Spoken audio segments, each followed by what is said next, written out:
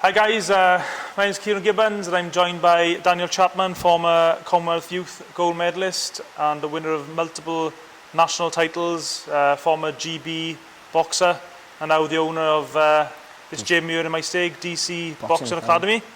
Pop down for all your training needs if you're in the Maesteg, Bridgend, Port Talbot area.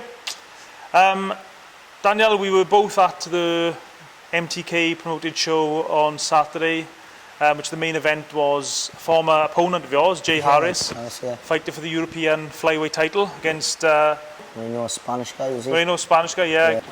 We spoke about the fight beforehand. I mean, I thought this was a really tough fight for Jay, and I thought for Jay to win, he'd have to raise his game to another level, and I think to Jay's credit, he raised his game to another level. And to be honest, well, with the Spanish guy, I watched him fight Ciaran Edwards, and he made things very difficult for Charlie. You know, he came forward, dropping his hands, throwing shots from all different angles. He could take a shot, which was, goes a long way when you're coming forward with your hands down. And Charlie used amazing footwork, just in and out, basic stuff, 1-2s, pivoting, creating that space and just literally outboxing. But he made Charlie work for that title, So when I heard he was fighting Jay Harris, I thought, he's going to make this very difficult because, I fought Jay 70 times. Out of the 7 or 8 times, Jay beat me once, I beat him in the 7, I think it was. We fought last in the WABAs in the finals, and it was a great fight. I came victorious on the night. But one of Jay's flaws is his footwork, where he is a little bit slower on the feet. Whereas this guy was very awkward coming at Ciaran Edwards in his last fight, using angles and using, explosive shots. So I thought it was going to be very difficult for Jay, but fair play to Jay Harris. He took it to him. My most important thing I can identify with Jay was his defence was absolutely spot on. He was blocking, he was countering, he was stepping forward and just literally pressuring the Spanish guy, and the Spanish guy threw the kitchen sink at him, and Jay was just blocking, catching, using good knowledge defence and dropping downstairs as Jay's like, he loves the left hook to the body, and he stayed cool and calm. And when he did got caught with the odd 1 or 2 shots, he went back behind the jab and, kept his hands tight. And he just boxed his brains off, basically. And it was really impressive from Jay. And that's probably the best I've ever seen Jay fight. I mean, I was expecting Jay to try and almost sneak each round or be cute in each round, just do enough in each round. Basically, use the Ciaran Edwards tactics or the Ciaran Edwards blueprint how to beat Moreno. And just go on the back foot, try to box him, try not to get too involved. But credit to, I don't know if it was Peter, his father, who thought the tactics, or Gary Lockett, or if it was Jay. But they actually just went straight at him and pushed this guy on the back foot. As soon as the bell went, it was fantastic. Because as soon as that bell went, Jay just started dropping up and down the stairs straight away and said, look, I'm staying here. You've got to throw the kitchen sink at me to get me on the back foot. Yeah, and I think because he was on the Spaniard was on the back foot and he couldn't get his balance. I mean, he wasn't comfortable boxing off the back foot. He wasn't good. He wasn't good enough. And Jay's tactics were brilliant. And I spoke to Jay after the fight, and he said the reason he had those tactics because he had so much confidence in his sparring partners. I mean, he had them to fight that way, and he sort of geared his own tactics around doing that. There's no one better for Jay to spar than Carl Yaffa. He's a world champion, and he was a phenomenal fighter in the amateurs. He hits harder than heavyweights, Carl does. He is absolutely, and the experience he brings from the amateur, he went to Beijing Olympic Games, and he's been on another roller coaster going up to 2012. And Carl is not a world champion for nothing because he is a genuine world champion. And just due to injuries, he hasn't collected all the belts personally. So for Jay to be sparring with people like that, and it brought that confidence that if he can handle or manage to spar well with Khalid Yaffa, he can literally, probably beat anybody. And it was a big shock to me because I couldn't believe how well Jay boxed. And Jay's a lovely guy, he hasn't got a bad bone in his body. He works hard, he's got a lovely little family now. And again, for him to win the European title and to outdo his dad, I think his dad will never live his down now forever. Again, to win, a Commonwealth title and a European title, there's only one more belt he's going to go after. And again, what a local derby that could be. And that's against Andrew Selby. Well, we'll come to that. Just the scorecards reflect Jay's dominance. He won 117, 111, 119, 109 and 120, 108. Dominated the fight. He did, yes. You meant Peter there. I noticed the end of the fight, him and Gary Lockett at a hug. And I said to Peter after the fight, I'm sure I could see a little tear in your eye. He looked so emotional. I don't know his son, and not just obviously must be worrying watching your son box in the ring. Well, I'd be worried. But I think there's so much problems out of the ring in terms of not getting opportunities. I'd be honest with you, all right, I've known Peter a long time. Even when I beat Jay 14-1, he still thought his son won. And that's, again, it's a father and son relationship. It's unbreakable. You know, Dad wants the best for Jay. And him and his team, and one of the main things I thought about leading up to the fight with Jay was how well conditioned he was. He was in the best shape I've ever seen him. His nutrition, his nutritionist behind the scenes, I think is Joel Thompson. I can't remember what the company is called, but they are doing a fantastic job. He didn't have an ounce of fat in him. He looked strong for the weight. He looked switched on. I don't think there's a moment in that fight where Jay was either breathing heavily, as in switching off. He was totally focused on everything that the Spanish guy had to bring. And again, I think it was nothing that he'd never seen before. Everything that Spanish guy threw at him, he said, you know what, I probably boxed better. I'd probably sparred better than you guys. So look at this, easy work. And he did. He showed incredible skills on the night. And I'm really proud of him. It's excellent for him and his little family. Yeah, and I mean, obviously winning that European belt opens so many doors for Jay. And whereas for the last 2 years he's been chasing big fights, now a lot of big fighters are going to be chasing him. And also he really is, he's got himself right in the world title mix, because before this fight, I mean, I'll just read the figures out to you. Before this fight, he was rated number 14 by WBC, number 8 by the IBF, whereas the IBF don't actually rank number 1 and 2, so really that's number 6, the IBF. And he was rated number 13 by the WBO. So obviously this win will probably knock him up a couple of levels on each of those organisations. And actually for once things might be falling into place then, because a lot of the best matchroom fighters, they're all fighting in America now because the money's so much better. I think Sky Sports and Adam Smith, the guy who runs Sky Sports Boxing, he's putting a lot of pressure on Eddie Hearn to get big fights for their Saturday night fight night. Eddie Hearn's got Charlie Edwards, who we mentioned earlier, and Eddie Hearn and Matchroom and Sky TV love domestic fights. They do. So perhaps we might be seeing, I am surmising here, but Jay Harris versus Charlie Edwards for the WBC world title. Well, do you know what? I mean, when I first started, I started boxing quite late, at 13, 14, in my local area in Blaengonvie, and Jay Harris was already a Welsh champion when I started. So he's dedicated his whole life. He hasn't had it easy. He's come from a place called Swansea. He's worked his way on his socks off through the amateur games. He had, unfortunately, he was a Welsh champion for the standard when I was there, and then he had many fights with me, and me stealing those Welsh titles off him. He could have quit on the spot, but he didn't. He kept going and going. Him and his dad said, we're going to keep persevering on. And then he turned over pro. He won that Commonwealth title. It was a massive thing. It's a great title to win as a pro. That was a surprising thing. Once he won that title, I think everyone thought, right, he's going to kick on now and fight for the British, fight for European. But nothing seemed to be happening. And fair play, massive credit if they watch it. But MTK have done such a great job at getting this opportunity for Jay Harris. Again, it's like I'm good friends with Tom Stalker. He's one of the ambassadors over in Marbella, and he was our captain for the GB team. And I went over there on holidays, and I went over and done a little bit of training over in Tom's gym, in the MTK gym. And he said, we're going to be bringing more shows to Wales. And that's exactly what they've done. Is our Welsh fighters as pros have struggled so much to get on the bills. Opponents pulling out, selling the tickets, travelling to London, travelling to Manchester, travelling all to these places a million miles away from Wales. Yeah. But as soon as MTK started bringing the shows over to Wales, all our local fighters are fighting on it. Yeah, making, from Saturday, it was a great card. Yeah. Leading up to the Joshua fight, and for me being there and watching somebody, you had the likes of Craig Evans, Jay Harris, our great fighters, Kieran Gething, Sean McGoldrick, another former opponent of mine. It's just great to see the local boys there and seeing the likes of Joe Cordina coming down to watch and supporting. I think it was Murray was down there watching. Yeah, Martin Murray was in Sean's corner. Was in Sean's corner. So again, it's bringing that fantastic boxing to Wales, and it was just a fantastic night for Welsh boxers. Yeah, I mean, just going back to Jay's, what he's going to do next. I said I mentioned Andrew Selby to Jay and his dad, Peter, said, I think Andrew Selby needs Jay more than Jay needs him now. And in terms of rankings, he probably is right. I mean, Jay sells a lot of tickets, whereas Andrew doesn't really sell tickets. Jay his rocket is shooting up in the air, so to speak, whereas Andrew, obviously after his last disappointing fight, he's, I guess, on a rebuilding process. So I mean, for me, right, I know Jay, I know Andrew's one of my closest friends. I know I don't see him as often as I'd like to, but we stay in contact mostly every other day or every other week.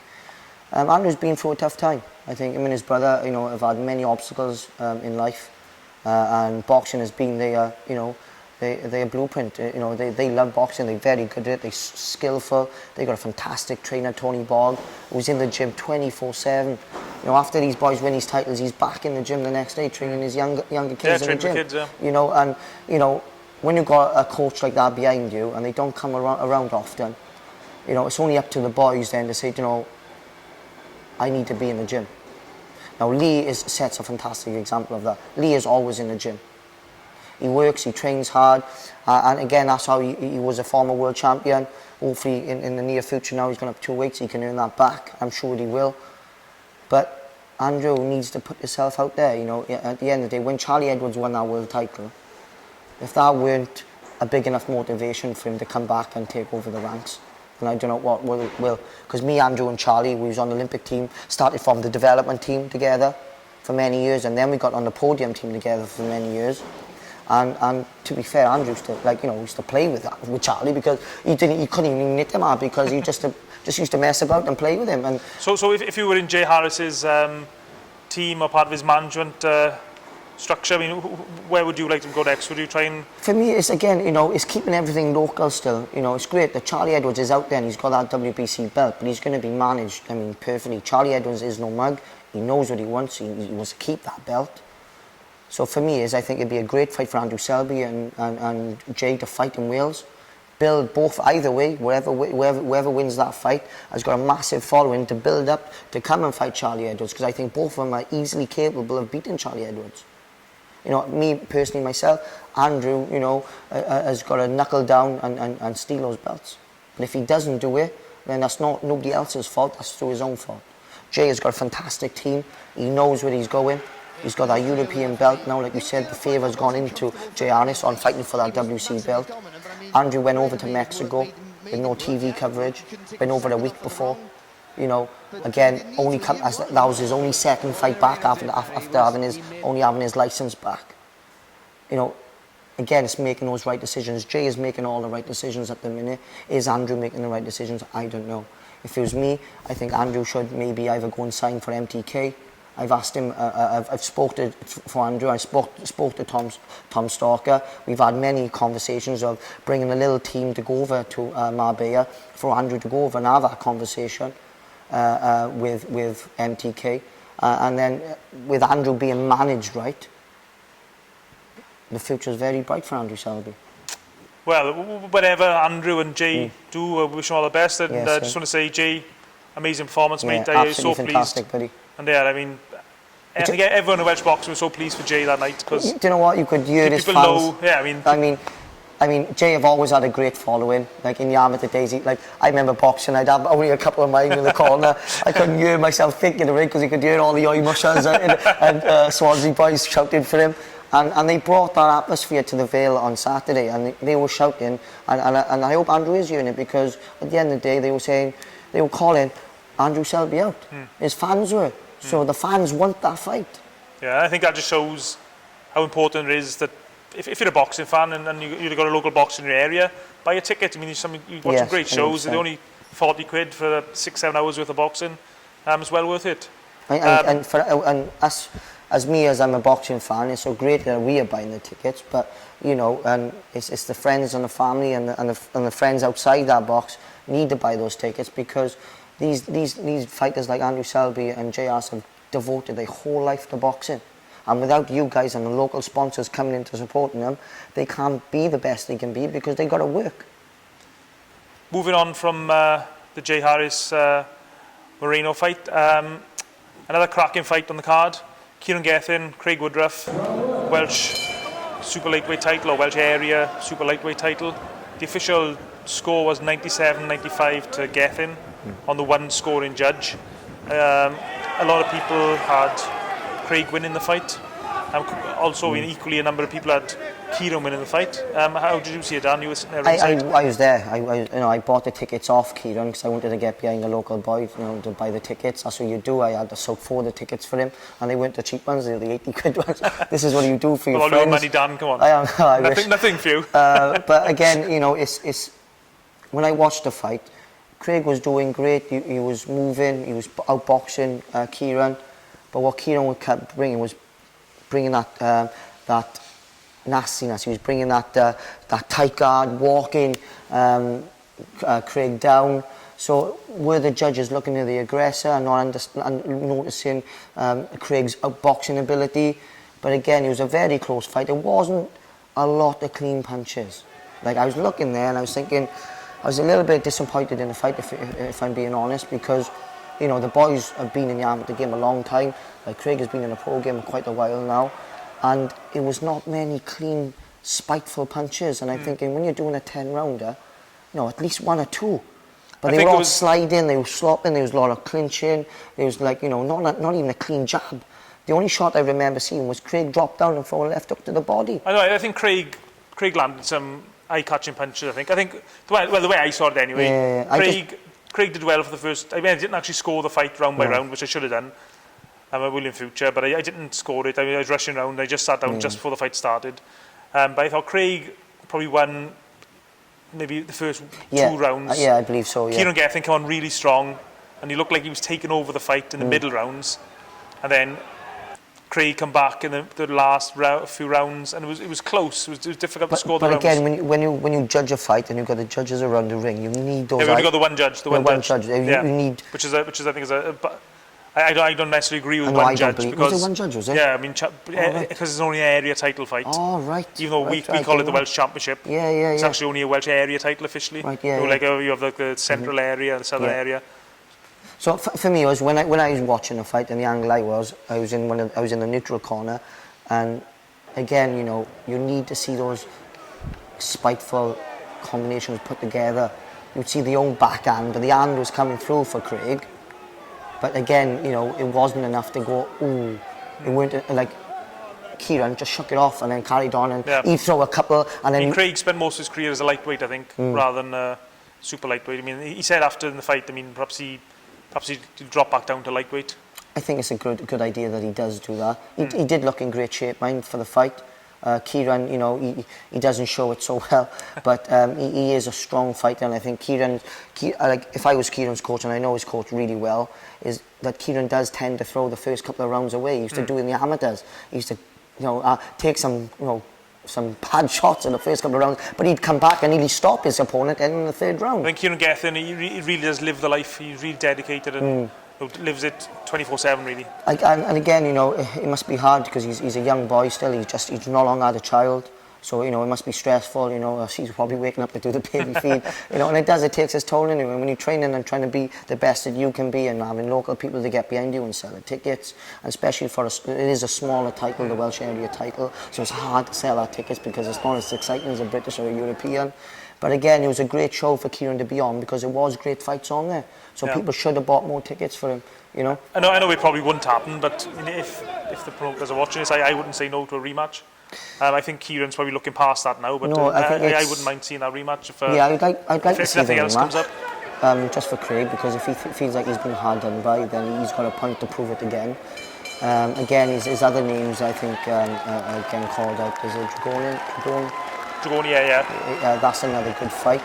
And again, I think, like we said, it's levels, and if you're fighting someone a little bit better, maybe Kieran will fight a little bit better. I think on the night, I don't think both boys performed great.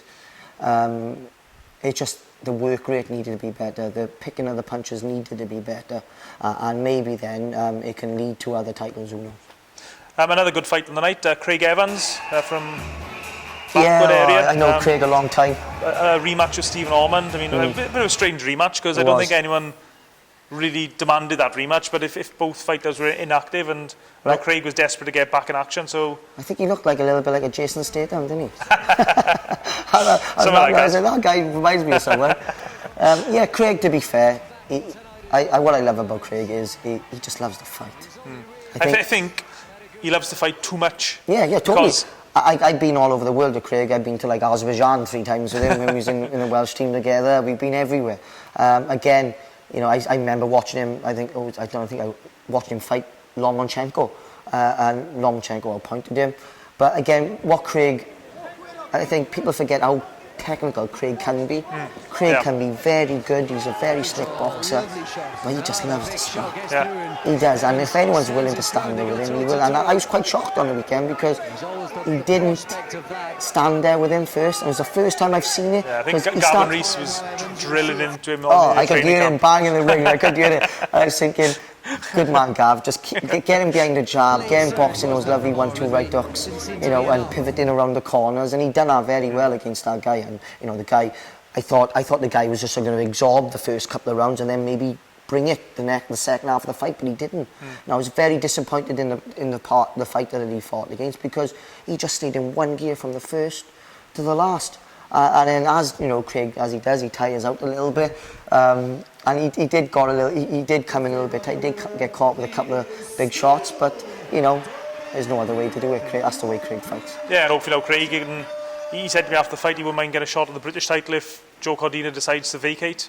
He'd love to fight Joe, of course, but I mean, I'm guessing Joe Cordina's probably looking at bigger fights now. But I mean, I don't know. Joe was there Saturday. Yeah. He probably was down there maybe to have a look at that fight, and I don't think Joe would brush that fight. I don't think he's scared or anything of. No, I'll be honest with you. I think it'd be a great fight for Joe to have. I think Craig and Joe fighting in Cardiff or under a big bill. And on the Andy Ruiz Joshua rematch, perhaps. Exactly, maybe Eddie. No, but yeah, again, I think that would be a great fight for both. You know, I mean, Joey at the minute in his last fight, he just showed exactly what you need to do against someone who can punch hard. The level wasn't quite there with the other guy, but it doesn't matter. Joey didn't take anything for granted. He didn't stay in too long. He didn't stay on the back foot too long. He just snapped that jab, kept popping that jab every time, and he showed world-class skills on that night. And again, I think it would be very exciting to see Joey fight against Craig in a local derby, and they both know each other well. They've done hundreds of rounds together. Again, Joey has set an amazing example of where he wants to be. He takes nothing for granted. He literally, you know, has moved away to England, training full time up there, comes home to see his little family, and then straight back on the road training again and fight and sparring with the best, like Conor Ben, and you know, and having a great camp. Now, if that does motivate Craig for a fight, then I don't know what will. Yeah, well, it'd be great to see if the fight could be made. Oh, I'd love that fight to happen. I'd buy a ticket for that. Yeah, definitely. 100%. Also on the undercard, as I mentioned, one of your former opponents, Sean McGoldrick. I got to confess, I didn't see that fight. I was trying to interview. No, I felt a little bit gutted for Sean, because it was a little bit of a rumour going on whether Sean was going to fight or not, because of the time was going past the time limit for the boxing to be on. So, you know, and it's happened to Sean in the past, and Sean is like, again, you know, he's devoted his whole life to boxing. His family are a massive boxing family. I know his family, his mum really well, his sister, his dad, and again, you know, Sean has travelled the whole world with GB boxing in Wales. You know, he's done hundreds of rounds.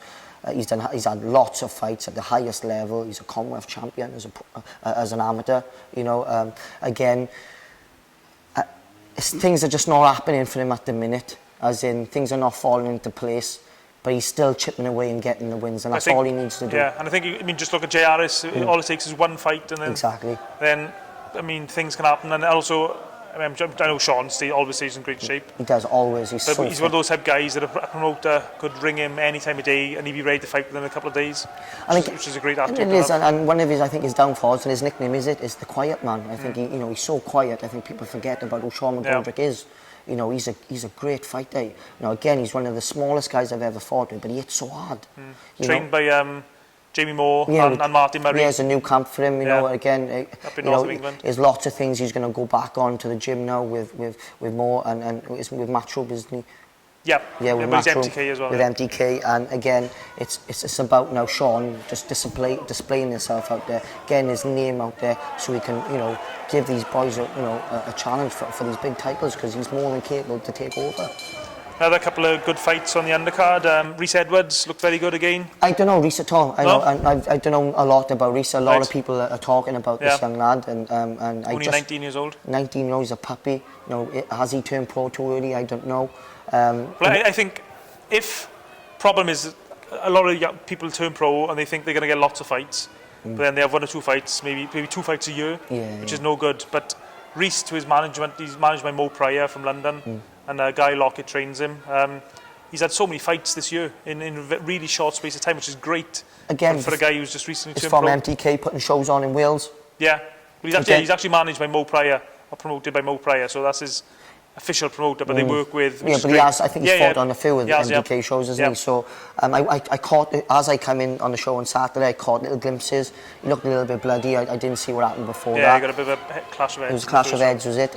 Again, you know, he's a slick little boxer. He's got a lot going for him. Guy Lockett thinks very highly of him. Yeah, he will, and you know, Gary Lockett, I've seen a lot of the pro fighters. It's up to Gary now to turn and mould him the way that Gary wants him to do, yet not mould him what we want him to be, is find what Rhys Edwards is good at. I mean, I asked him, I'm always sort of pushing, but when he's going to fight for bigger fights or titles, and Gary, well, let me know in no uncertain terms that Rhys will be fighting for titles when Gary's ready for him to be fighting for titles, not when the fans are demanding it, which is a great way to be. He's a 19-year-old boy. I don't know how much amateur experience he has. It can't be a lot if he's 19. You know, again, it's up to Gary now to work with him in the gym, mould him as a person, and literally get the best and show how good Rhys is at his skills. You know, it's great us working on the bad things, but sometimes we think, if he's good at something, let's extend on that. Let's make this fighter progress on what he's good at. You know, we can hide some of the bad things then, you know, that he needs to work on. They're the things that you and your coach have at the gym and nobody else knows about. So if nobody else knows about it, then it is hidden, you know. So again, just promoting what he's good at and keep working on the skills that he's good at. And I'm sure, again, we've got a lovely young Welsh prospect, you know, hopefully winning some titles in the future. In the future. Gary gets it. Another good win for Jacob Robinson, who's been linked with Rhys Edwards. Jacob won a 6-rounder, I think it was. Improving well as a boxer? I've been trying to organise some sparring with Jacob for a while, and he only spars on weekdays, so I try to get him, because I'm flat out in the week in the gym, so I try to get some sparring on Saturdays and Sundays. But I think Steve dropped me a message and he said, like, yeah, we sort something out in the future, because I want to see how good he is. I want to see, you know, he's around my weight, and it'd be great sparring for me, and it's only around the corner in Cardiff. Dad, again, you know, a former world champion, you know, what Steve is good at is strength and conditioning, keeping his young boys fit. Now, when you've got talent, it's great, but talent doesn't work if it's not fit at the end of the day, and this is what Steve does. He keeps Jacob fit, and he probably could step in at any time. Again, I don't know if Jacob suffers with any injuries, so we've got to maybe nurture him a little bit on those things. But again, I think Jacob is trying a little bit too hard in his fights. He needs to relax a little bit. Well, I actually said that to him after the fight. I don't remember the knockout. It's on YouTube somewhere. One of the MTK shows, he landed an uppercut, one of the best one-punch knockouts you'll probably see in a very long time. I think he's trying too hard to try and find that perfect punch again, which he probably never will find. It is. There's nothing wrong with bringing that swag into the gym and into the ring and trying to show your fans what you're good at. But when you start trying too hard, it's not nice to watch. And again, you know, and I can see Dad at the end and Jacob at the last couple of fights that he's had, he looks disappointed. You know, he hasn't boxed bad, but sometimes he can be his worst own enemy, and instead of just relax, get behind the jab, he's got lots of rounds to get behind. He had I think that was his first 6-rounder, was it? I think it was, yeah. His first 6-rounder on Saturday, and he should have just enjoyed the experience, not beating. I could see that he was beating himself up a little bit because he was looking for the stoppage instead of just, like, you know, show your skills. Another Welsh fighter, another good win, Lance Cooksey. I missed it. He's a good friend of mine. Right. As I come in the building, I shook his hand straight away. And again, you know, Lance was a really good amateur. Not many people know Lance as in the amateur game, but do you know what? When it comes to British finals and Welsh titles, he picked them up. You know, he beat a lot of good boys. But when he called out after the fight, he said he wants to fight for the Welsh title. Now, either Angelo Dragoni from West Wales or Christian Toosey from Swansea. Yeah, I mean, that's a great, for me, I think those fights should happen. I mean, they got to happen, and it's not fair on Lance, because Lance wants to fight. I don't know what, I know Toosey, what he's like. He's a nice southpaw, he hits hard, but again, you know, Lance is very good at boxing. He's got a great boxing ability in the pocket. So again, it'd be great to see those fights. Again, a decent title on the line, and those boys need that because they've been in the game so long. Those fights are great for Welsh boxing, and for guys just to build up their reputation. the Welsh title's a real title. It's not like some of No. these, WBC international, No, this no. and that, It's- which it's means a nothing meaningful really. title, Welsh this is, title's a real title. But again, like the boys have been in the game, they're going to get stale in the end, waiting around to fight these fights. If they've taken this long to get a Welsh title, Yeah, true. they in there might think, how long is it going to take them to get a British title? I've been in the game blinking for donkey's years, it feels.